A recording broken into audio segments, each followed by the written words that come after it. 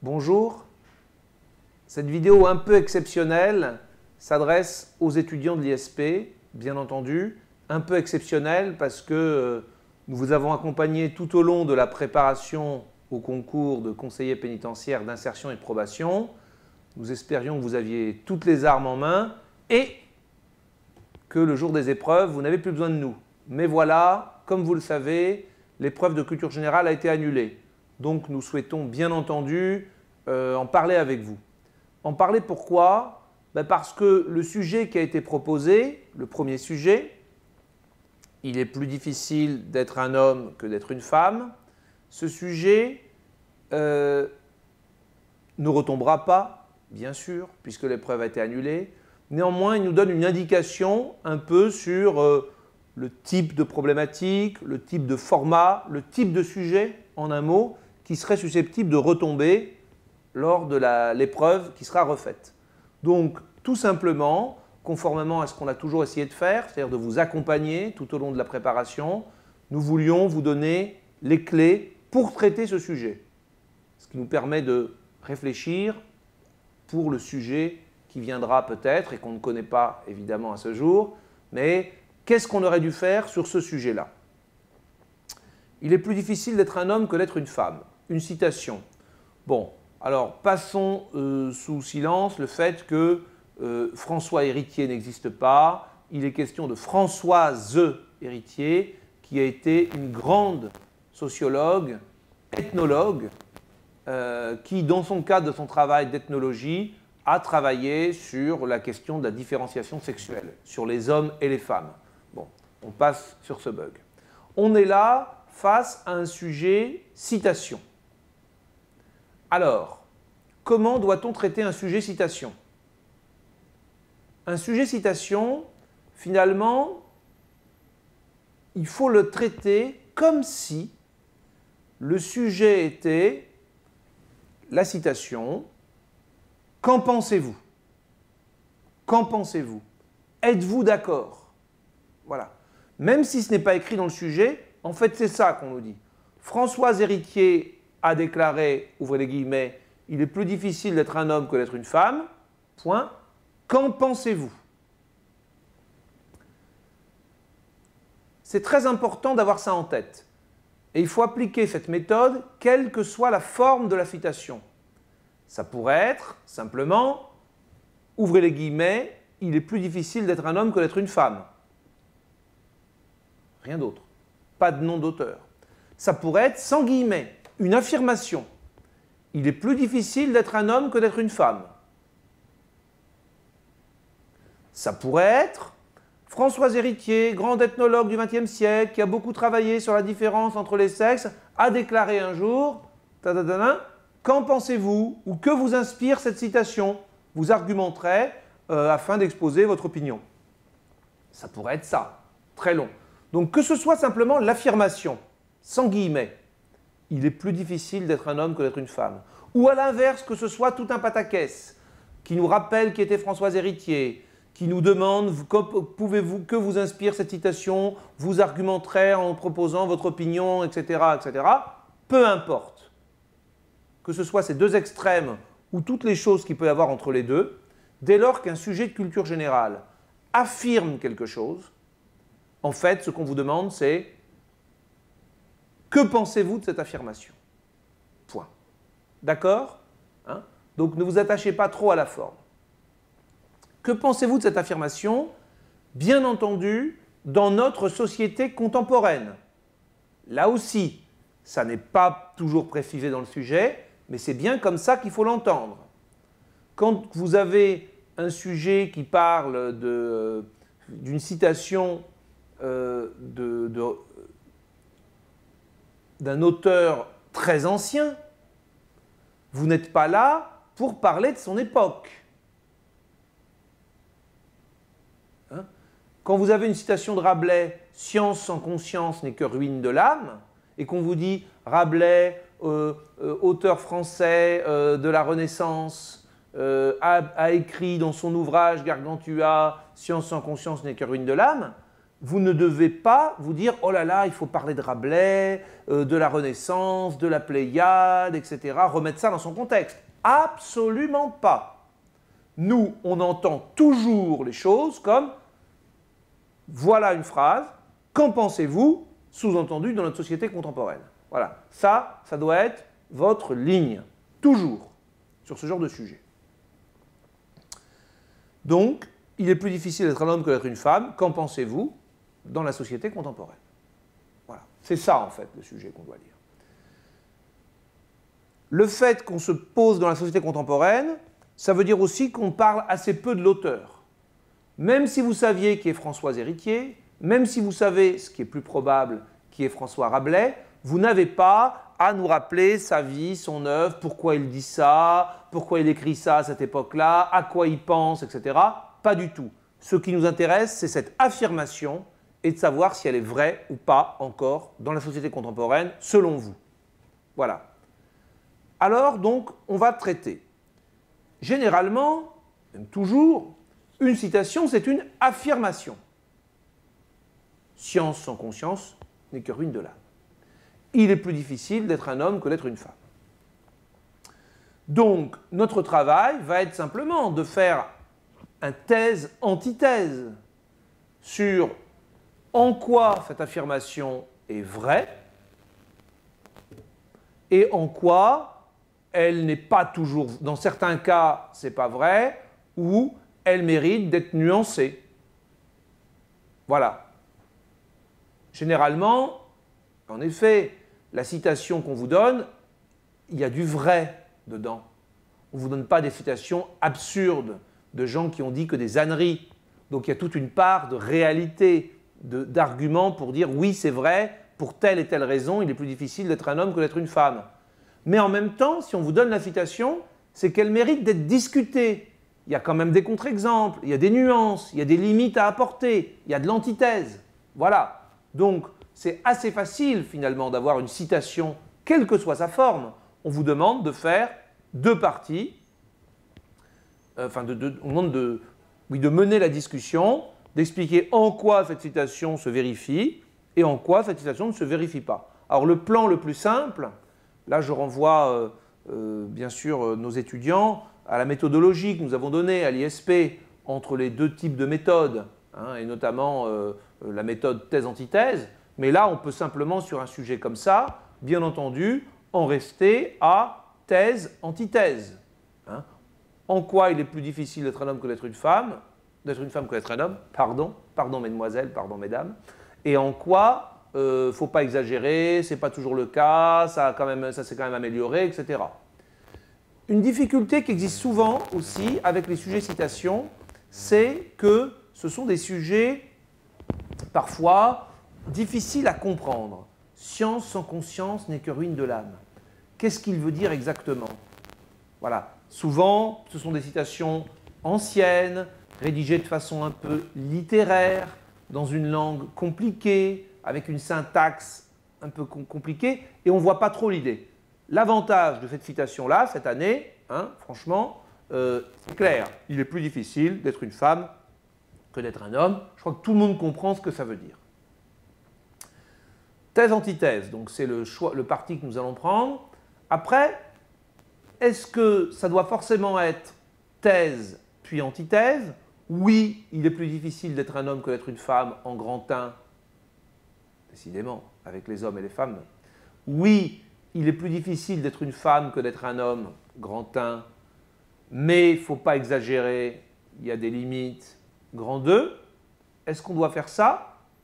C'est forcément, je suis d'accord avec la citation et après je la limite, ou est-ce que ça peut être l'inverse?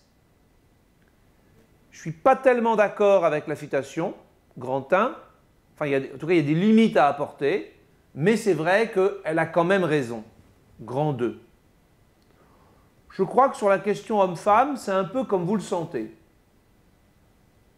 Moi, je pense quand même que le discours le plus logique, mais on a le choix, c'est plutôt quand même ce qui vient en premier quand même sur la différence entre les hommes et les femmes dans la société, c'est de montrer que les choses ont bien évolué quand même.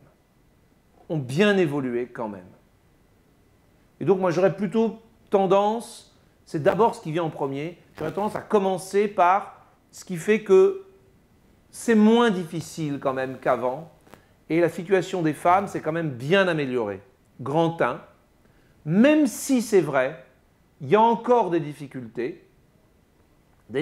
présentes et peut-être des risques pour l'avenir. Ça sera le grand 2. Voilà. Donc, je commencerai plutôt par ça. On pourrait tout à fait dire, parler de l'égalité en grand 1 et de montrer que ce n'est pas complètement réalisé en grand 2. C'est vrai. Moi, j'ai tendance plutôt à penser qu'on peut commencer par les acquis. Quand vous êtes face à un plan thèse-antithèse, finalement, vous savez ce que vous voulez mettre dans la colonne plus et dans la colonne moins, et après, il faut voir ce qui vous semble être le discours le plus audible pour exposer vos arguments. Mais c'est vous qui avez le choix. Vous pouvez très bien inverser. Donc moi, je vous propose de faire grand 1. Alors, est-il plus difficile d'être un homme que d'être une femme? Bon, ben, on a notre problématique. Hein. Notre problématique, c'est dans la société contemporaine, est-il encore plus difficile d'être une femme que d'être un homme? Point d'interrogation. Oui ou non? Vous vous rappelez, dans la méthode ISP, comment on a défini ce que c'est qu'une problématique. Hein. Donc là, on l'a. Oui ou non? Je mettrai grand 1. La société contemporaine a marqué de nombreux progrès quant à la condition des femmes.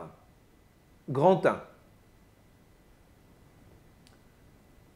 1A, classique, théorie pratique. Le droit, notre droit consacre aujourd'hui l'égalité entre les hommes et les femmes. Et là, je fais référence au texte constitutionnel, à la loi sur l'égalité professionnelle entre les hommes et les femmes, à la proscription de toute discrimination entre les hommes et les femmes, notamment aussi dans le cadre de la Cour européenne des droits de l'homme. Donc notre droit consacre le principe d'égalité entre les hommes et les femmes, de différentes façons, et des avancées tangibles ont été, excusez-moi, et tout dans ce 1A, donc je reste sur l'égalité en général, je peux parler d'un certain nombre de dispositifs, notamment comme la parité. Hein, la parité aux élections et la parité dans les responsabilités économiques et sociales en France. Voilà, jusqu'aux 40% de femmes dans les conseils d'administration, etc. Enfin, vous avez ça dans le cours. Donc, grand 1 A, l'égalité consacrée mise en œuvre, même au prix de la discrimination positive, et un B, des choses plus concrètes, un certain nombre d'améliorations qui ont modifié la condition des femmes. Je vais notamment parler donc, de tout ce qui concerne la maîtrise par les femmes de leur corps, hein, les lois donc, classiques, hein, contraception, IVG, et au sein de la famille, les relations avec leur mari. Voilà, donc l'égalité au sein du couple et des protections qui ont redonné aux femmes la liberté dans la maîtrise de leur corps. Je vais aussi développer des dispositifs plus spécifiques qui existent, notamment de protection des femmes contre les violences. Voilà. Donc 1A, notre société consacre largement le principe d'égalité au plan des textes et puis des principales mises en œuvre. 1B, notre société, au cours des dernières décennies, la condition des femmes a été améliorée par un certain nombre de mesures spécifiques. Voilà. Grand 2, toutefois, même dans nos sociétés, il est toujours plus difficile d'être une femme que d'être un homme. Voilà. Et donc, on va, en grand 2, nuancer tous ces progrès qu'on a vus en grand 1.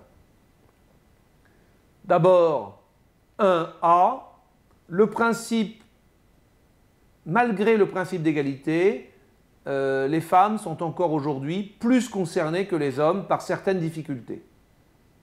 Voilà.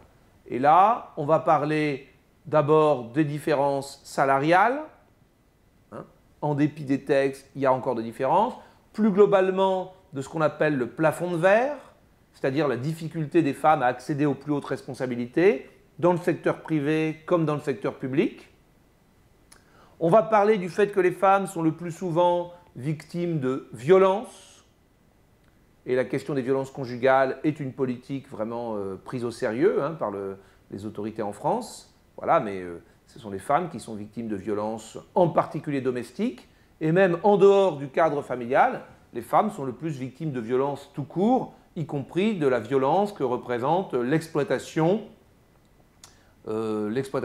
par exemple par des réseaux criminels, donc le proxénétisme, la prostitution, etc. Voilà, donc les femmes manifestement connaissent des difficultés qui épargnent largement les hommes. 2A. 2B, il y a aussi des sources de difficultés qui risquent de se développer, qui existent et qui risquent de se développer à l'avenir.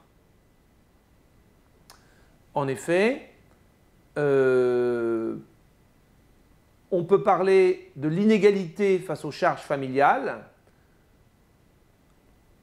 le fait qu'à la nécessité de pourvoir à l'éducation des enfants, qui repose aujourd'hui quand même largement sur les femmes, en témoigne le nombre de temps partiels, d'interruptions de carrière qui pèsent aujourd'hui sur les femmes en cas de maternité et qui ensuite expliquent des différences de réussite professionnelle. Il y a déjà ça, mais ça pourrait être accentué, et ça commence à l'être, par la nécessité de s'occuper des plus anciens. Voilà. Face au problème de la dépendance, ce sont souvent les femmes aussi au sein de la famille qui sont chargées de s'occuper de leurs parents et bien souvent aussi des parents de leurs conjoints. Donc, la nécessité ou l'engagement plus important des femmes dans l'éducation des enfants constituait déjà une difficulté professionnelle pour elles, et elle risque d'être complétée par le défi que représente la prise en charge de la dépendance au sein de nos sociétés. Premier élément qui pourrait se développer, qui existe déjà, difficulté qui pourrait s'aggraver. Deuxième difficulté qui pourrait s'aggraver, la montée en puissance peut-être des revendications religieuses, ou le retour du religieux peut être une difficulté pour les femmes. En effet, on assiste à ce qu'on appelle le retour du religieux au sein de nos sociétés, et il est clair que les grandes religions que l'on connaît ont souvent une idée assez précise du rôle de la femme qui n'est généralement pas exactement l'égal de l'homme.